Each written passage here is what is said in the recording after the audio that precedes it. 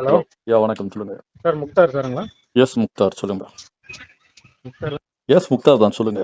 Sir அதான் sir இந்த மாநாடுக்கு போயிட்டு தண்ணி பைப்பு தெரிய விட்டு தண்ணி வரலன்னு சொன்னீங்களா சார்? ஆமாப்பா. ஏன் சார் அப்படி பண்றீங்க? இல்ல என்ன பண்ணணும்னு சொல்லுங்க.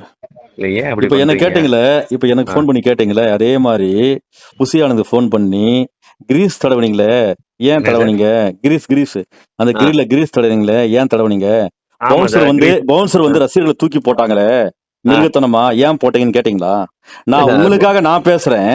எனக்கு எங்களுக்காக ஃபோன் பண்ணி நீங்க நீங்க பேசுறது சார். கேக்குறீங்க. உங்களுக்காக நீங்க உங்களை பேசுறீங்க. கேவலப்படுத்தி அசிங்கப்படுத்தி உங்களோட உங்களை தூக்கி யூடியூப் விசில் சேனலுக்கு அடிக்கிறான். வீடியோ, அதை கேட்க மாட்டேன்றீங்க. அதாவது உங்க யூடியூப் சேனல் நீங்க எனக்கு விளம்பரம் வேணும், உங்களுக்கு உங்களுக்கு பொண்டாட்டி விளம்பரம் பிள்ளைங்க வேணும். குடும்பம் எல்லாமே இருக்கு.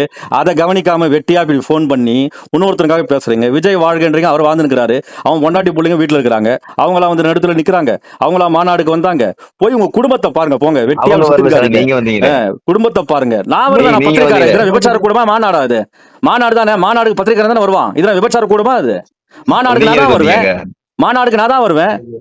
விபச்சார கூடமா? இது பத்திரிக்காரன் நான் தானே வருவேன். அங்க தப்புன்னு சட்டி காட்டுறேன். உங்களுக்கு துப்பு திராணி இருந்தா ஏன்டா ரசிகர்களை தூக்கி போட்டா ஏன்டா கிரீஸ் தடவைன்னு கேட்கணும்.